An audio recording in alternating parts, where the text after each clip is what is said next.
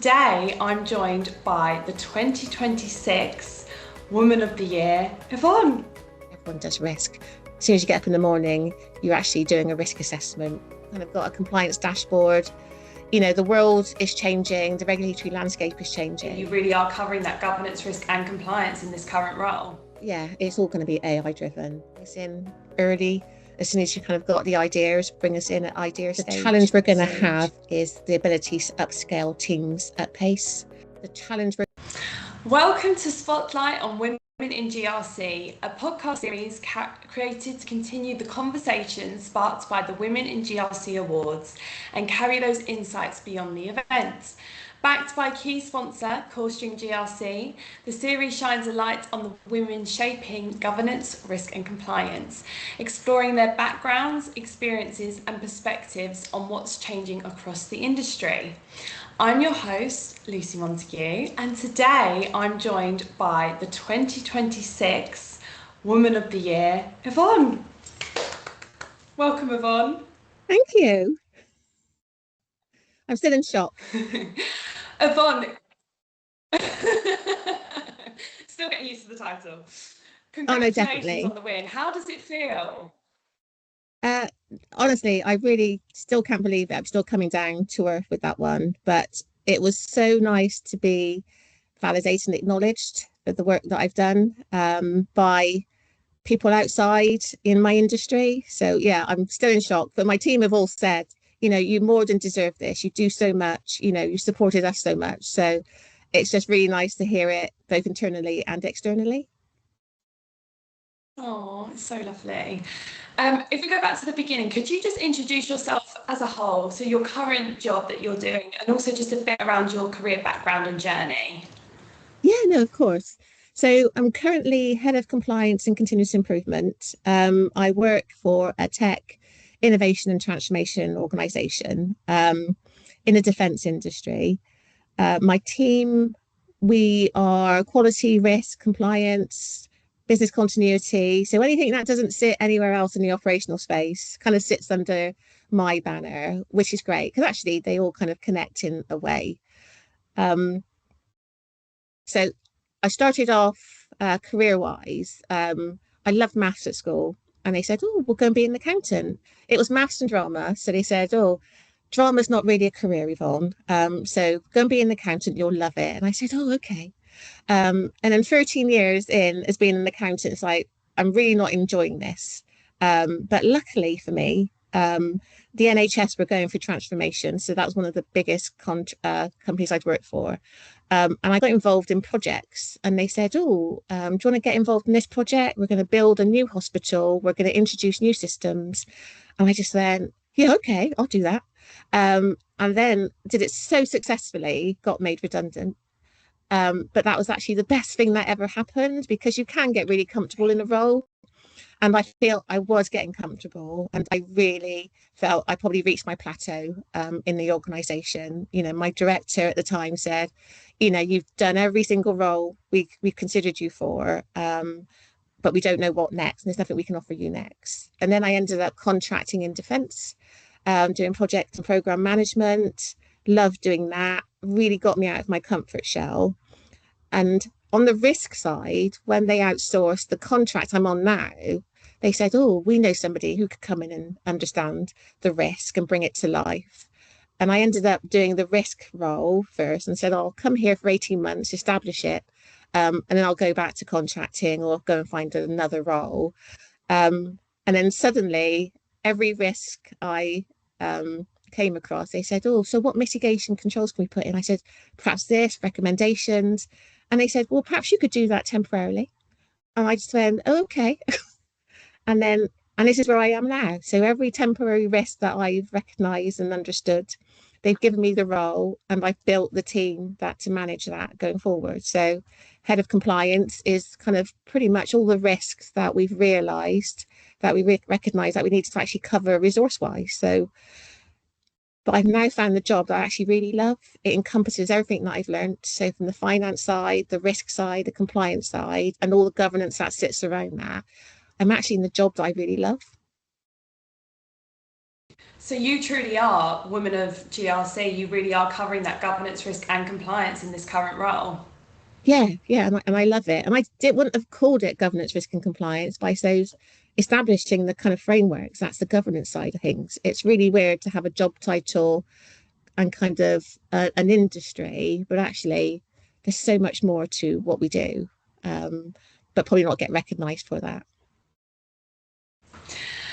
When the moment arrived and you got, because you previously won Role Model of the Year at the kind of start of the evening, which is in itself an amazing accomplishment, and then Yeah, the evening's top prize. So this is out of all the winners, out of all the shortlists, you got Women of the Year. When they announced that your name, and like, just how did you feel, and what was in your application? Do you think that really stood out and that you got recognised for?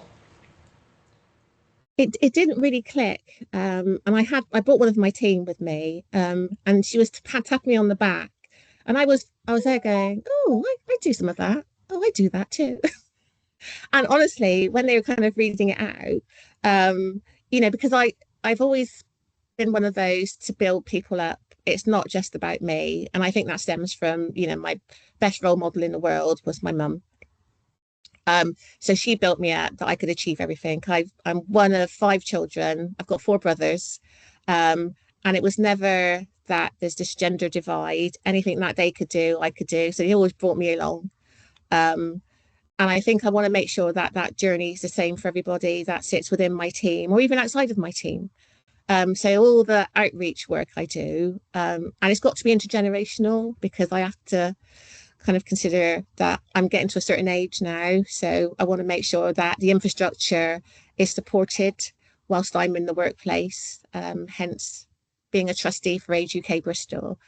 But then the STEM outreach as well, because they always say that adage that you probably don't want to be something that you cannot see. So I'd go out there and see these young persons who may have got the same similar background, where people put you in a box.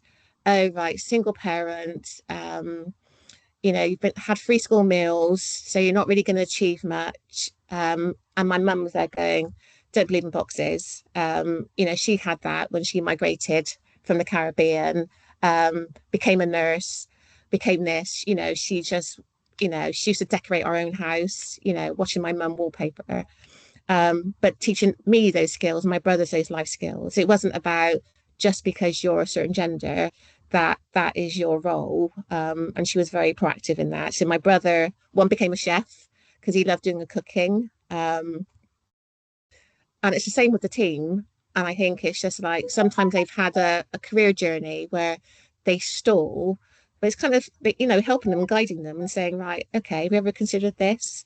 Let's maybe do some formal training. Doesn't have to be external, but you can talk to some of your peers who've taken the same pathway. And I'm watching them fly, and that gives me really good warmth. I want to create the next set of leaders. Like I said, I'm not going to be here forever. I want you to kind of take up. And he goes, well, I don't want your job. And I'm like, but you do. You're already doing half of my job. It's just the next step up. So watching the team get promoted internally and being recognised for the great things that they do gives me a warm and fuzzy. And I think that in my application, that probably stood out. It's not about me. I've never said it's about me.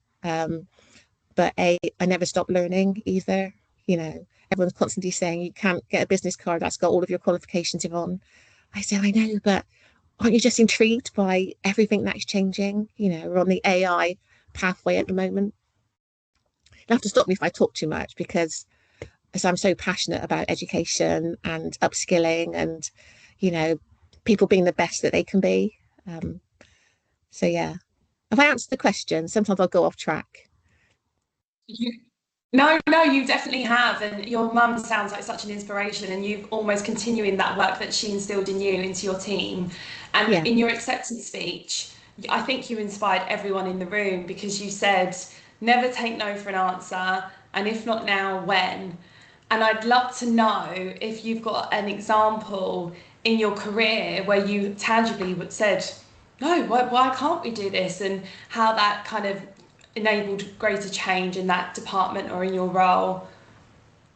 Yeah, I mean, it was on the promotion side. I've had some really good coaches and mentors, and some, as well as they've been kind of really great personalities, they've liked keeping me in a safe box because it supported them. But I had a recent mentor who's left the business now, who was great. Where I started having that imposter syndrome and that self doubt, and he's saying no. And then sometimes I'll see the workplace challenges that my team have, and I'll there go, well, hold on a second, that doesn't seem right to me.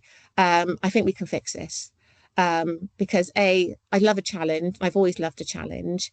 Um, I remember it took me back to my school days where we weren't allowed to wear trousers at school. So me and my friends, we petitioned because we wanted to wear tracksuit bottoms. We were playing hockey. It was freezing, middle of winter, 3 feet of snow. And we said, well, this isn't right. And I remember when we were doing computer science, they said, no, no, it's for the boys. So we petitioned school, um, and we got on to do computer science. I think we lasted one day because it was like really boring subject at the time. Um, but then I saw that actually by being proactive, I could affect change. So sometimes, I have coasted along, but when it affects a wider circle of people and not just me, that's when I'll kind of maybe fight the good fight and say, right, no, it's not working for me. It's the same around gender, around race, ethnicity, or culture. It's just like, no. We did some work recently with neurodivergent staff as well and said, hold on a second, there's an untapped resource. The older generation, untapped resource. They're the ones who've experienced so much change, but you're excluding them from insights into upskilling, innovation. So we need to break down those barriers. And then probably me chairing the employee resource group where I am now, um, it gave me an opportunity to have that voice at the table and just saying, right, and it emboldened me. And I've never had that before, where I've had the senior leadership, the C-suite, sat there actually listening and actually taking action, which has emboldened me even more and saying, right, well, we did that. So let's move forward and we can do that and affect change somewhere else in the business, or affect change in the community. And we're still doing that now. Some of the other outreach work I do with improving culture in Bristol, where I live, and getting involved in that. And it's making sure that I can be a part of a puzzle to affect change. And I'll continue to do that probably till the day I die. Um, so yeah. Wow. Yvonne, you're a very special lady. Honestly, everything Oh, you thank say you. just it makes you just want to give back because, as you say, you've seen those incremental changes, and then that motivates you to pursue and do even more. Yeah. Is that the computer science story that goes back to your childhood? Is that one of the reasons why you're now a STEM advocate? Yes. I was great at maths. I had a really great maths teacher. So I did my O level, show my age, a year earlier, and then kind of got to do that. And I used to kind of create puzzles for my brother, bit much of a geek. Um, but being denied an opportunity, whereas at home I wasn't. So we had kind of the original kind of home computers, personal computers that my mum had borrowed from my brothers to play on. But I kind of got involved on programming and thinking, hold on a second, that doesn't seem very fair. But then still seeing that actually the percentage of women in STEM was still minimal. Working in a tech role, we recognise it. We're very open with our gender pay reporting, and we want to do something about it. So we've kind of got our own tech academy internally, and saying to them, don't think that STEM means that you have to be science minded, technology minded. That's not what it's about. There are actually lots of different roles in STEM. And we go out and I'll do panel discussions and saying, well, this is my journey. These are the barriers I've come across and being very honest about it. As a Black woman in STEM, it can be very difficult. So you have to try a bit harder and be a bit more forceful and pushing those doors down. And it's probably why I study so much, because I'd rather be further ahead so I can hold my own in a room full of, you know, majority middle-aged white men. Um, which the industry recognises. It's nothing that's unknown. And this kind of leads perfectly onto my next question, which is women make up roughly 50% of the entry-level roles in GRC, yet only 17% are chief risk officers and only 14% are chief compliance officers that are women. Why do you think that gap exists and still into this 2026? We have to look at organisations. There's lots of data around who is leading these organisations. Look at the C-suite, and that's not representative either. So we've even got a smaller minority of women that are leading, these top, Fortune 500 companies. And they feel comfortable. So men will feel comfortable recruiting other men. They will have those inherent biases, unfortunately, but it's breaking down the barriers, and companies have to recognise that, and they have to do that from the top down. Because as much as we can shout, our voices still aren't really being heard, and it can be quite challenging. And we have to consider the mental health and well-being of the women that are facing these challenges, and create these kind of support networks. And I think this is probably why women in GRC, it was so wonderful, the power and the warmth in that room. Everyone shouting, "You do deserve this, Yvonne." I was just like, because I pretty much work with a lot of men. But what's lovely is that I built a team where the men in my team are recruiting women, because they're understanding the need for diversity, and diverse panels. It's not about recruiting young women, it's looking at intergenerational. Everyone's got these unique skills. So we've got to have this balanced approach. So I'm hoping that I'm creating leaders that won't be like the current leaders that are leading these businesses, that they don't see the talent that they're not emboldening with women, in senior roles. You previously spoke about these barriers and biases that you've had in your career. How did you go about personally navigating them, and how do you help to ensure in your current company that others don't face similar challenges like you did? Uh, so from my perspective, I looked at opportunities where I could get a seat at the table. If it wasn't a direct linear path upwards, then I looked at a sideways move. We had the employee resource group. They were looking for a chair. I said, what visibility did they have with our C-suite? And they said, yeah, you get to have a chat with them. You get to speak to the VPs. You get to have a global voice as well with our global, inclusion teams as well. And I went, right, okay. So there's an opportunity then. And then we created roundtables. We called them positive action versus positive discrimination. And we had a regular annual roundtable where we discussed that. We had like lunch and learn sessions. And then suddenly I got a voice. And then I then started using that voice for other opportunities to kind of say, right, well, perhaps you could listen to this as well. What about this? What about opportunities? And then got involved in a demographic data project with the team and said, right, we need to look at our recruitment practices. Maybe some of the language in those isn't really clear. And it's actually ostracizing women from applying for the roles, because we all know that story that men will apply for where they fit 30% of the criteria, but women will look at 80 to 90%. But is it because of the language in the role? Do we really need to have degree level qualifications for an entry level role? Can we look to upskill? And I'm really positive and glad that as a company, the company I work for now, has actually done all that work. But it's still going to be a slow, progress. I don't think we're going to see true gender balance in any organisation in my lifetime, which is unfortunate. But if I can make baby steps, I think, yeah, we'll be in a good position for the next generation and next generations to come. Yeah.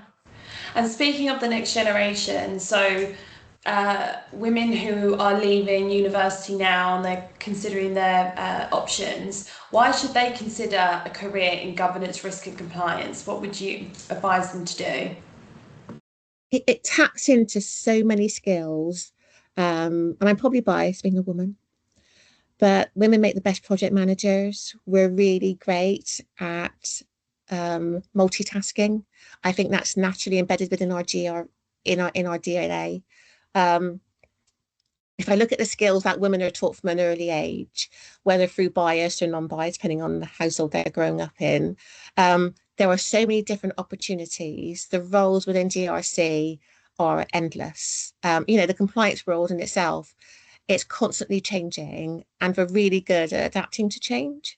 Um, but looking at it from a STEM perspective, there are STEM roles that are in the GRC function. If you do risk management, if you're doing the analysis work, same with continuous improvement, it's STEM, but still governance, risk, and compliance. Technology is changing the whole landscape now. And if we look at some of the AI innovators, they're women. Women are coming into that sphere, and they're influencing what the world is doing. So many opportunities. Don't let anyone say any different. I think the men are going to start, running away and going, oh no, these women, they're coming in now. They're being proactive. They're going to take our roles. And it's like, no, we'll take on a journey with us. We're the ones that are collaborating and welcoming, but we're going to start knocking down these doors. But honestly, there's so many opportunities. And I always say to women, try and mentor early. I still love mentoring. I love mentoring every age. I'll do early careers mentoring. I'll do peer-to-peer reverse mentoring. Look at graduates as well, because there are so many transferable skills that people aren't being taught in the education systems. Everybody runs a budget. Everybody does risk management. Everyone does compliance management. It's just words on a piece of paper. But if you look at what you do, you manage your own bank accounts, you get dressed in the morning, that's a project in itself. Getting from A to Z, that's a project in itself, especially with all the potholes. There are so many different analogies that you could use, but don't be fearful about what's written on paper on a job spec. Seek out those transferable skills. And it's just about adopting the language more than anything else. I love that. I also really like the fact that you have this sort of maths and drama background, because it does show the broadness of GRC. As you say, you can go down the sort of STEM technical route, but you also, if you're a good communicator and a stakeholder engager, like you could also look into risk and compliance just from a different angle. So that's really great. As role model of the year, what does being a role model mean to you in practice, and what would you advise to maybe sort of mid-management women in GRC? Because people always cover the sort of senior roles and the junior roles, but those people kind of in middle management and are thinking about stepping up into the mentorship role model roles, what would you say to them, and how to make them feel comfortable enough to take that leap? It's around communication, open, honest communication, and then the authenticity around you will come through. I will share anything with everyone. It's a safe space, but be honest about the struggles. It's never going to be easy. I still say to my team, it's still not easy. Sometimes I'll go away from a meeting and feel, right, I felt really unheard. But I'll share that with the team. And he goes, yeah, but we hear you. And they'll guide me as well. They'll say, well, perhaps we could do it this way. So never be afraid to learn from others as well. And don't kind of put a tag on what mentoring is. It's a moving goalpost. So, I've got different mentoring relationships with my current mentors and my current mentees. And I'm there to guide. I'm not there to direct and drive them, but just kind of pull out something that's natural with them, because you come across some certain skills in your mentoring arrangements just through talking. Tell me a story. And that's the whole risk bit. When we get the risk and understand the root cause analysis, like, tell me the story. So what actually happened? And then you kind of say, so, and prompt them and guide them. And then all of a sudden saying, oh, right, did you consider that that's actually a skill to have? That's a really good soft skill to have. Actually, you actually already know that, but it's framed as that. So the language is just a bit different. And it does work really well. And they went, oh, right. I said, yeah. I said, and then also be honest, like, is how much you've taught me. You've taught me so much. Make sure that you give back. It's got to be a two-way conversation, this mentor-mentee relationship. And I've spoken to other guests on the podcast, and they've mentioned the fact of how much you can learn from Generation Z and millennials, in particularly in regards to AI and just the Yes. rapid change that you've spoken to. So even though you are giving back, and that is exactly what we all need to do as a community, you also Yeah. do get a lot from it yourself. Oh, no, definitely. Even today on a call, we set up a session and we had one of the junior members of the team who's been supporting me on recruitment. I said, oh, I kind of need to get a fresh perspective. I still want to retain that diverse interview panel, but you happy to join me on the interview? And his insights on how he was running the interview questions that he was leading on, I was there going, those are great insights. And I fed that back. Um, and he was there going, oh, it's really great for me from a learning, perspective. And then today I brought him on another session I was having with some of my team, whereas he was going around how he uses AI. So, teaching me back and, just being grateful and just saying, oh, great, keep the comms open. You've incentivized me to go and learn this new skill. Um, but he was also very honest about, I've had my ups and downs. It's been 18 months of a hard journey. So getting from here to here. And I love the openness that they've got. I'm quite lucky having this generation as well in an intergenerational family that they'll come with ideas and we'll work things out together, which is really lovely because we've kind of got really large, close family. So we like to brainstorm ideas with each other as well, which is kind of a healthy way to have a family relationship, I think. Oh, that's so nice. I can really see how your personal and professional kind of intertwine and enable you to grow from both perspectives. Yeah. Mm. Was there a moment in your career when you had to take a leap in confidence or really back yourself, and what did that look like? Yeah, I had a really negative experience when I got made redundant. Um, the perception was, well, you've been in this organization for a long time.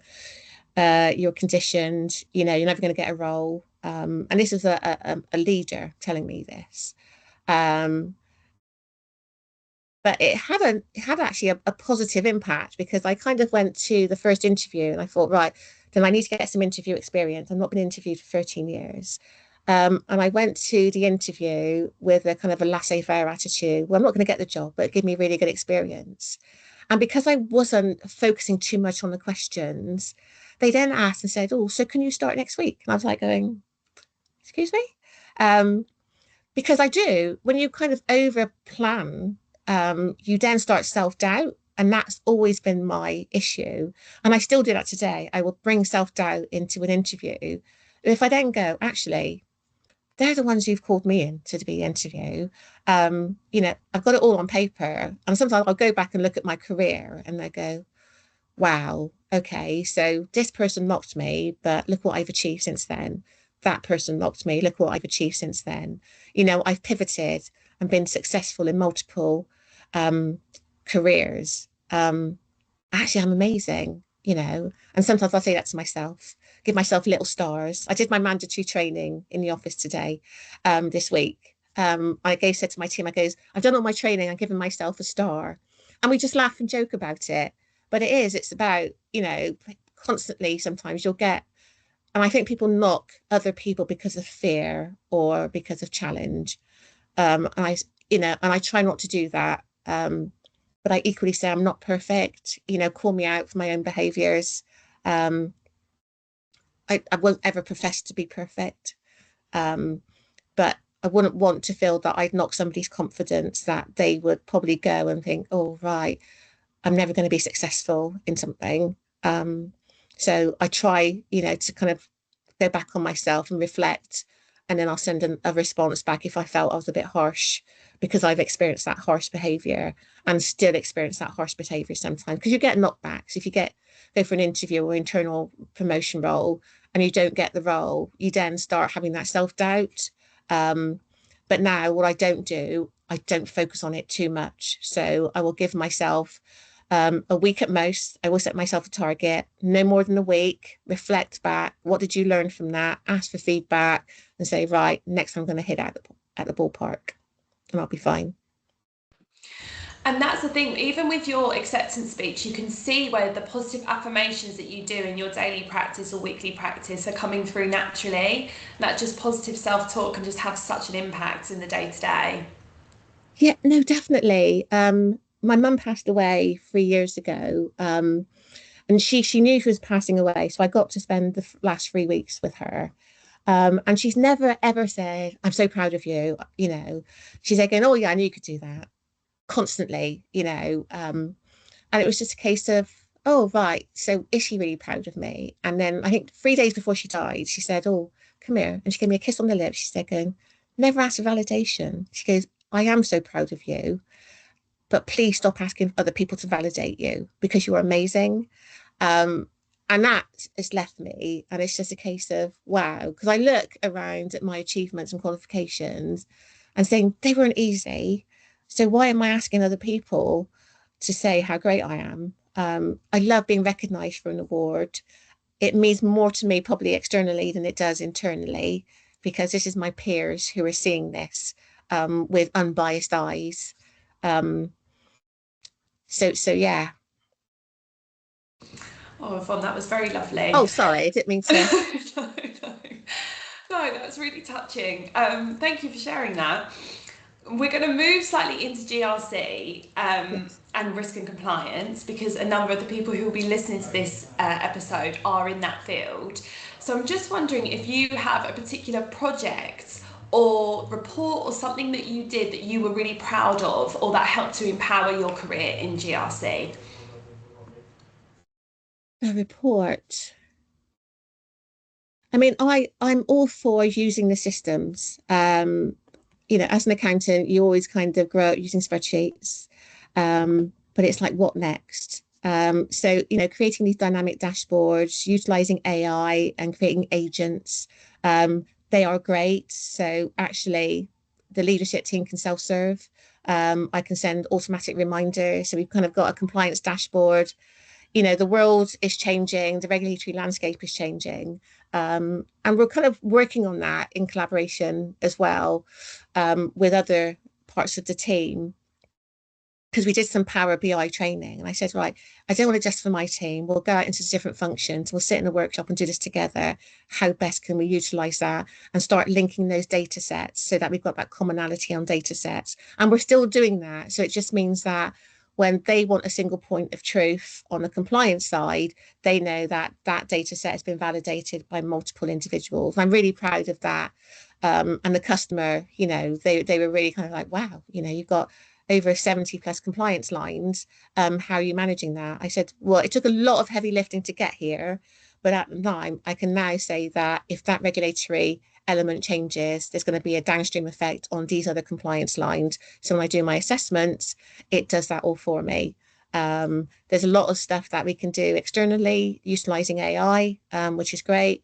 Obviously, you have to recognize customer data. We don't ever put any customer data into our platforms, into our tools, but there's loads of external um, research software that you can use, AI software, that you can do that initial kind of gap analysis first and then bring that back in, and use it in a secure landscape. But having that model that I can use with AI, that was a game changer. It's just like, right, okay, someone's gone in, updated that this one is going to change in 5 months' time. So as part of the horizon scanning, I then know that I've got 5 months to then start doing a gap assessment, what the impact will be in the downstream effect, send those reports out to the customer, to our internal leadership team, so that we're on the front foot. So I'm really proud of my compliance matrix. Very impressive. You were kind of at the dream state that a lot of people talk about, but they struggle to get to, and it sounds like you've done a lot of work there. Yeah, still needs more work. It'll be nice just to talk to it and it say, right, okay, I've had a conversation, this is happening. And it talks to me like Alexa, not going to happen, but we can build on that. The ultimate dream. Ultimate Um, dream, yes. well, then this leads into the next question of looking ahead. Where do you see the next era of GRC, and how should leaders prepare for it? Yeah, it's all going to be AI driven. Looking at the tools that are out there now, they all are AI driven. The challenge we're going to have is the ability to upscale teams at pace. And lots of companies recognize this, so they'll have their own internal programs like we do, or lots of external opportunities, but it's still trying to keep pace with that. A technology solution can be released in 6 months' time, but by the time it's released, there's another one that's competing to overtake it. So what do you do? Where do you spend your money? Do you build in-house and retain that IP, or do you kind of work collaboratively with kind of other software companies? So yeah, but then the challenges as well from the data privacy and information security side, that's the challenge to making sure that you bring them on that journey. And I'm finding it in lots of industries where they're after the fact, after the horse is bolted, right, we're now going to bring in the assurance, quality, compliance, risk function. We've built a system, we've released it. Well, it's a bit too late now. So now we've got to put all the controls in place after the fact, retrospectively. It's going to cost you more money in the long term. Bring us in early. As soon as you kind of got the ideas, bring us in at idea stage. I think that's one of the key things that business needs to recognise, the pace of change, but also make sure that you use intergenerational workforces. Don't assume somebody is too old to learn, because as I said before earlier on in the podcast, that they're the ones who've experienced so much change, especially in the digital world. And looking at your LinkedIn, you talk a lot about the fact that you are across various different functions of risk compliance, audit, etc. For someone who's listening who's maybe dealing with more siloed departments, what would you recommend in regards to like stakeholder engagement and helping to get that cross-functional process together? More collaboration. So we host lunch and learns. Don't assume what you think you know about us. So we'll kind of just do workshops. This is what quality actually does, not what you believe it does. This is what compliance actually does. The risk story was a really key one. Share with us the journey. Not going to go in and just do a checkbox exercise, but have a conversation. And that's how it all starts. Have a conversation. What does that mean? And then all of a sudden, it will pique someone's interest, and make it visual. Make sure that when you do your comms, don't put a load of text on the screen, PowerPoint by death, death by PowerPoint. Lots of visuals about how everything is interconnected, because that's what the world needs to understand, but keep it simple. And that's always been the analogy that I've had growing up. Keep it simple, stupid. It's like when I do the STEM work, how can you explain your job to a 5-year-old? It's pretty much, how can you explain your job to anyone outside of your job? And keep it simple. What does risk mean? We do risk every day. Everyone does risk. As soon as you get up in the morning, you're actually doing a risk assessment, walking down the stairs. The kids have put a lorry on top of the stairs. You're doing a risk assessment, compliance, tell me the story. You're already doing that, talking about it, but just engage with me. We're not scary people. This is your drama skill set coming out, Yvonne. I should be on the stage. No, I should. shouldn't. Yeah. I'm too shy. Yeah. Moving into the final questions here, how has your career shaped who you are outside of work? So I still do the drama. So I still do acting in my spare time. Because what I didn't want to do is give up on other things that I love. But it's also changed on the outreach work that I do. We've spoken about the STEM and the opportunities. And you always hear the conversations. It's always he. He's the best fit. I think she'll be a bit too emotional. So I'll make sure that when I go out and brief groups of young people, both male and female, they're having a hard time. The education system is rough. So I'll go to schools and we do kind of interview panels. And I'll tell them, young boys, young girls, different backgrounds, and just saying, right, I've got a CV, but it's empty. I said, well, what do you do in your spare time? Tell me the story. oh yeah, well, me and my friends play football. I said, well, who organises the football games? He goes, yeah, I'll just call them up. I goes, oh, you're project managing then, aren't you? Making sure everyone gets there on time so you can start the game on time. And he went, oh, right. I said, it's not just about qualifications. I said, the world is changing. As long as you've got the right attitude and you are keen to learn, and that comes across an interview, the right employer will see that. And it's nice to get that feedback from the younger generations. Oh, I wish our teachers would tell us that. I said, oh, yeah, I said, you do need to get your maths and English because that is really crucial that you do get that. But seriously, if you fail fast, pick yourself up. There are jobs out there that will fit you. It's taken me lots of time to find the job that I truly love. I'm not saying that I've hated every part of my career journey, but actually, if it doesn't happen next week, don't be too hard on yourself. But keep on learning, keep on working, because no matter what job you do, when I say I clean toilets, I've worked in fast food companies, didn't get any stars, still hurting there. But I've learned lots of valuable skills from working in those companies.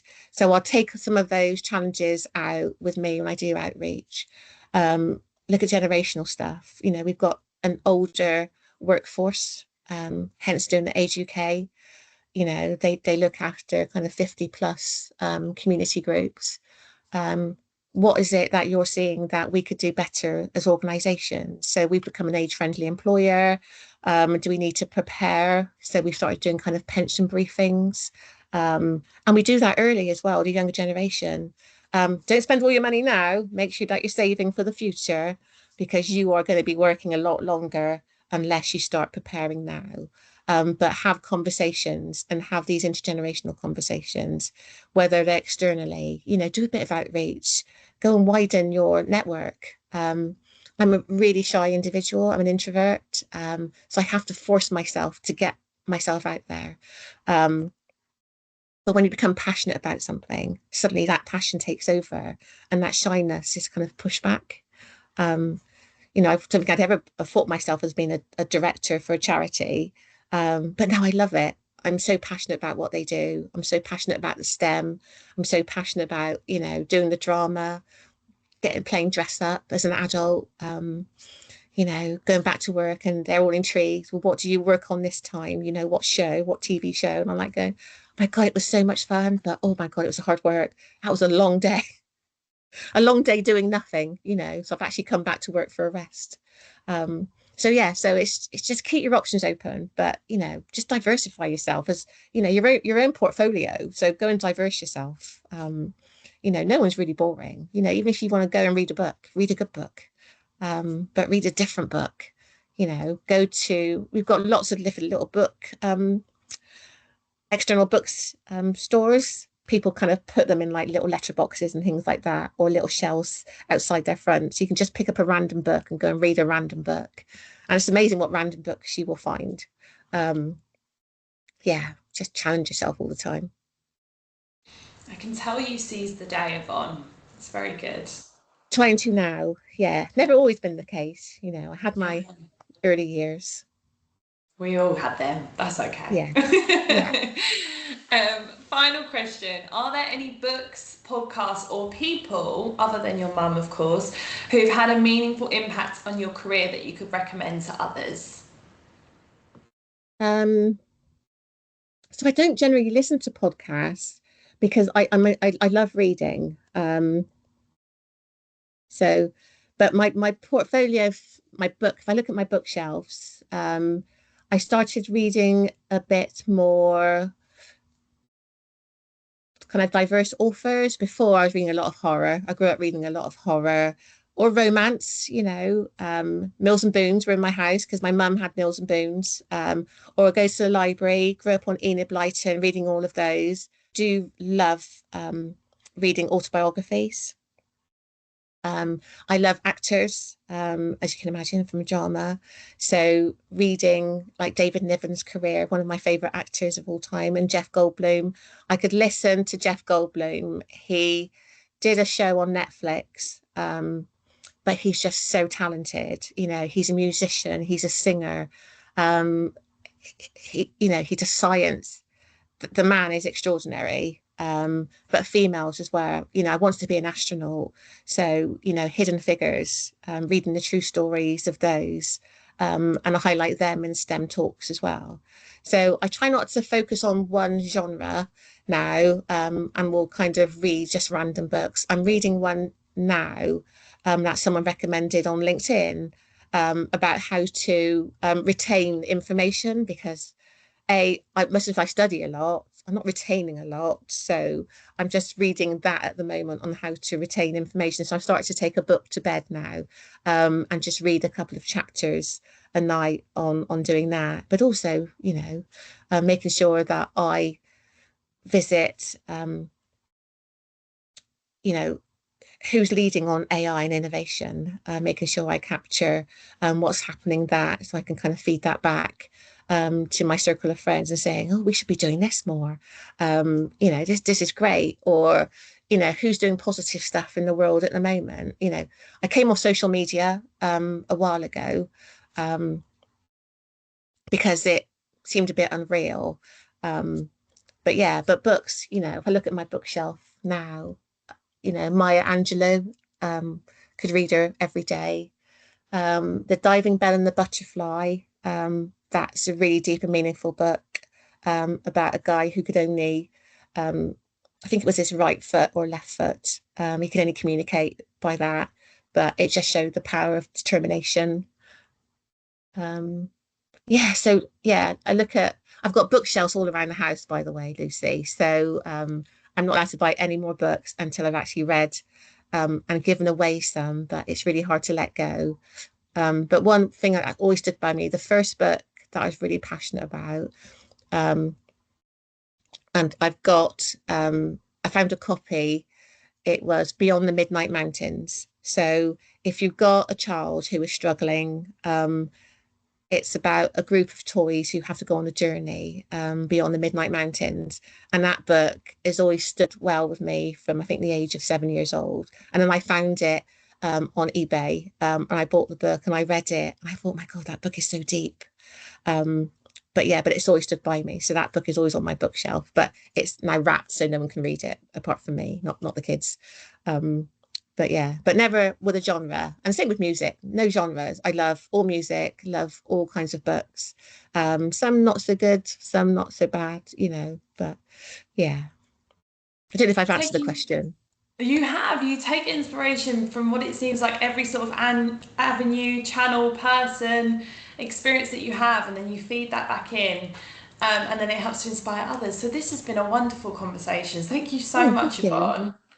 Thank you Thank for you. inviting me. Of course. I was like, we need to hear from Yvonne after such a great thank you speech. I knew you'd have a lot to say, and you've definitely delivered. So thank you very much. Oh, I feel very privileged. Thank you very much.